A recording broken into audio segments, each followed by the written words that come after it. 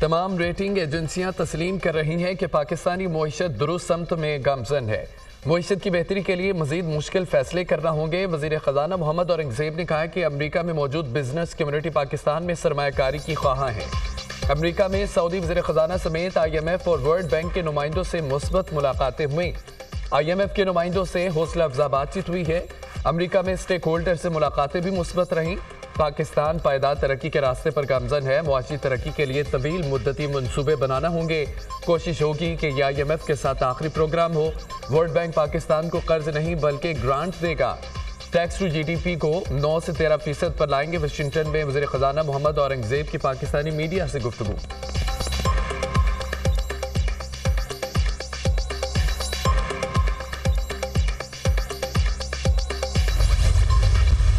Chief justice Yahya Afridi के हल्फ उठाते ही बड़े इकदाम। 28 अक्टूबर को फुल कोर्ट इजलास बुला लिया। सुप्रीम जुडिशल काउंसिल का इजलास भी 8 नवंबर को तलब। चीफ जस्टिस ने इंसादे दहशतगर्दी अदालतों के जजेस की मीटिंग 7 नवंबर को बुला ली। जजेस से मुकदमात पर पेशरफ्त रिपोर्ट्स भी तलब। चीफ जस्टिस पाकिस्तान ने 3 रुकनी प्रैक्टिस एंड प्रोसीजर कमेटी की तश्कील नो कर दी। Justice Munib Akhtar practice and procedure committee में दोबारा शामिल। Chief justice Yahya Afridi, justice Mansoor Ali Shah, justice Munib Akhtar committee का हिस्सा होंगे। कमेटी में 20 सितंबर के ऑर्डिनेंस के बाद तब्दीली कर दी गई। चीफ जस्टिस का सुप्रीम कोर्ट की तमाम अदालतों को लाइव स्ट्रीमिंग सर्विस फराहम करने का फैसला। चीफ जस्टिस पाकिस्तान ने जस्टिस मोहम्मद अली मजहर को टास्क दे दिया।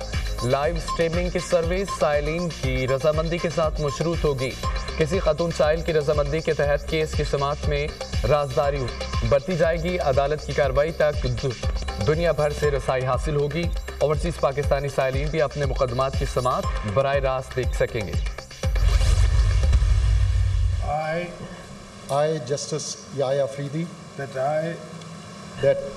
I, as Chief Justice of Pakistan, as Chief Justice of Pakistan, I will discharge my duties and perform my functions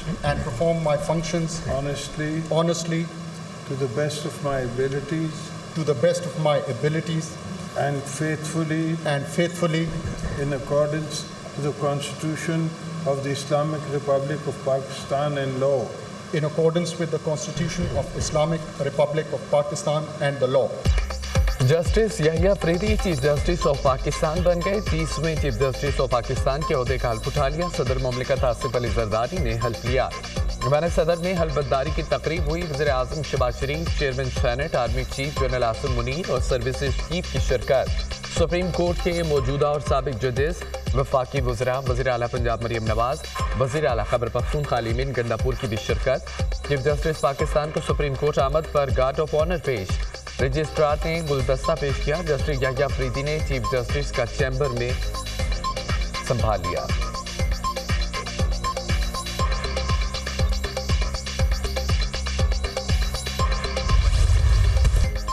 Peshawar Hayatabad में खौफनाक आतिशज़दगी। इंडस्ट्रियल इस्टेट में टिश्यू पेपर और डायपर्स की फैक्ट्री में आग लगी। 11 घंटे बाद भी बेकाबू।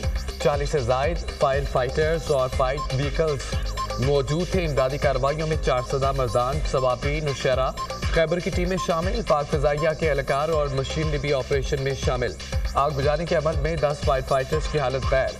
आतिशज़दगी से करोड़ों रुपए का सामान जलकर आग बन गया। DG रेस्क्यू ने आग को चौथे दर्जे की करार दे दिया। आग को मजीद फैलने से रोकने की कोशिश कर रहे हैं रेस्क्यू एहलकार। पाकिस्तान ने 9 साल बाद इंग्लैंड को टेस्ट सीरीज में शिकस्त दे दी। रावलपिंडी टेस्ट में शानदार फतह। कौमी टीम ने 36 रन का आसान हदफ 1 विकेट पर पूरा कर लिया। इंग्लिश बल्लेबाज पाकिस्तानी स्पिनर्स के चुंगल से ना निकल सके। पूरी इंग्लिश टीम दूसरी इनिंग्स में 112 रन बनाकर ढेर। नुमान अली ने 6, साजिद खान ने 4 खिलाड़ियों को पवेलियन भेजा। जरूर 33, Harry Brook 26, Ben decade 12 run बना सके। कौमी टीम पहली इनिंग्स में 344 रन बनाकर आउट हुई थी। कप्तान सऊद शकील ने शानदार और यादगार इनिंग्स खेलकर पाकिस्तान की जीत की बुनियाद रखी। सऊद शकील ने 134 रन बनाए। टेल एंडर नोमान अली और साजिद खान ने भी सेंचुरी मेकर का खूब साथ दिया। Saud Shakeel man of the match करार। पाकिस्तान की टेस्ट तारीख में पहली बार किसी फास्ट बॉलर ने मैच में बॉलिंग नहीं की। कौमी टीम ने 3 टेस्ट मैचेस की सीरीज 2-1 से जीती। चेयरमैन पीसीबी मोहसिन नकवी की खिलाड़ियों से मुलाकात। इंग्लैंड के खिलाफ टेस्ट सीरीज जीतने पर खिलाड़ियों और मैनेजमेंट को मुबारकबाद।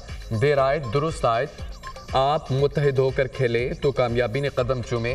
टीम वर्क का रिजल्ट सबके सामने है, मसाइल का अंदाजा था, इश्यूज हल किए तो रिजल्ट आपके सामने है। नए कप्तान के लिए मुशावरत का अमल जारी है। कप्तान जो भी होगा टीम के लिए बेहतरीन होगा। सेंट्रल कॉन्ट्रैक्ट के अमल को जल्द हतमी शक्ल देंगे। चेयरमैन पीसीबी मोहसिन नकवी की गुफ्तगू। कप्तान शान मसूद ने चेयरमैन पीसीबी को खिलाड़ियों के दस्तखत वाली शर्ट दी।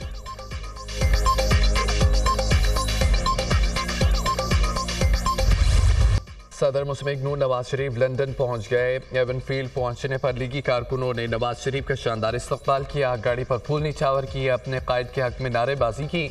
लंदन के मुख्तसर दौरे के दौरान मियां नवाज शरीफ अहम मुलाकातें करेंगे। नवाज शरीफ पीर को मेडिकल चेकअप के लिए अमेरिका रवाना हो जाएंगे।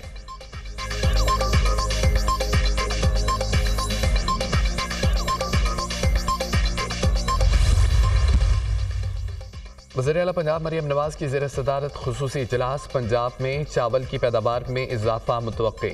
$1 अरब तक एक्सपोर्ट बढ़ने का इम्कान है। पंजाब में गंदम की पैदावार में 30% इजाफे की पेशगोई। ज़ेर काश्त सरकारी रकबे पर गंदम की काश्त लाजमी करार। वज़ीर आला मरियम नवाज की ज़रूरी पैदावार में इजाफे के लिए टेक्नोलॉजी पर ज़्यादा से ज़्यादा इन्हसार की हिदायत। पैदावार में इजाफे के लिए जदीद और साइंसी तरीक़ाकार इख्तियार किया जाए। काश्तकारों को गंदम की फसल के लिए बीज और खाद समेत दीगर ज़रूरी मदाखिल सस्ते दस्तयाब होंगे। वज़ीर आला पंजाब मरियम नवाज।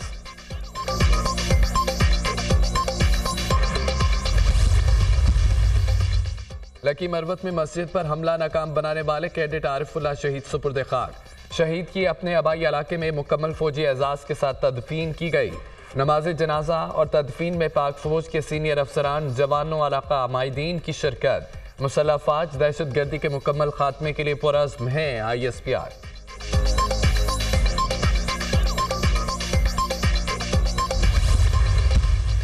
अमन दुश्मनों का फिर वार। शुमाली वज़ीरिस्तान में चेक पोस्ट पर दहशत गर्दों का खुदकश हमला। 4 पुलिस एहलकारों समेत 7 अफराद शहीद, मुतअद्दिद जख्मी। इमदादी टीमों ने लाशों और जख्मी अफराद को करीबी अस्पताल मुंतकिल कर दिया। हमले के बाद सिक्योरिटी फोर्सेस ने इलाके के घेरे में ले लिया। शरपसंदों के खिलाफ सर्च ऑपरेशन जारी।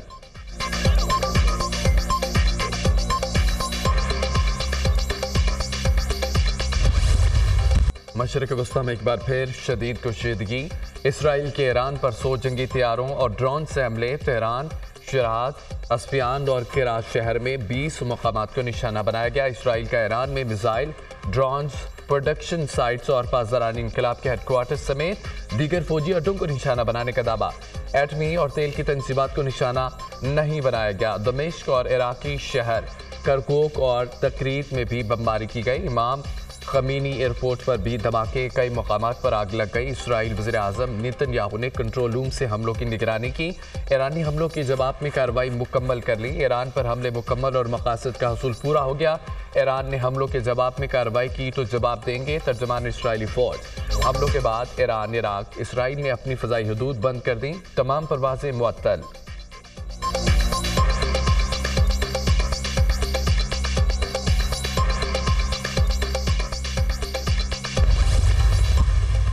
जनवरी 2028 से सूद का कारोबार हर शोबे में वो ख़त्म हो जाएगा और अल्लाह ताला करे कि कोई मुश्किलात ना आए। शरीयत कोर्ट का जो फ़ैसला है, अब वो फ़ैसला तस्वुर किया जाएगा, वो किसी दरख्वास्त या किसी अपील से वो फ़ैसला उड़ेगा नहीं। जनवरी 2028 तक हर शोबे में सूद का खात्मा हो जाएगा। शरीयत कोर्ट का फैसला किसी अपील या दरख्वास्त से नहीं उड़ेगा। 1 साल में अपील पर फैसला नहीं होता तो शरीयत कोर्ट में फैसला हो जाएगा। सरबराह JUI मौलाना फजल रहमान की मीडिया से गुफ्तगू। PTI को रिहाइयों पर मिलने वाले रिलीफ पर बात नहीं करूंगा। अपोजिशन में बैठे हैं और अपोजिशन में बैठेंगे। PTI की आदत को हमसे सीखना चाहिए। मुल्क में नए इलेक्शन होने चाहिए। बानी PTI की ख्वाहिश है अडयाला जेल में आपसे मुलाकात हो। सहाफ़ी का सवाल, अभी मेरे पास ऐसी कोई ख्वाहिश नहीं पहुंची। मौलाना फजल रहमान का जवाब।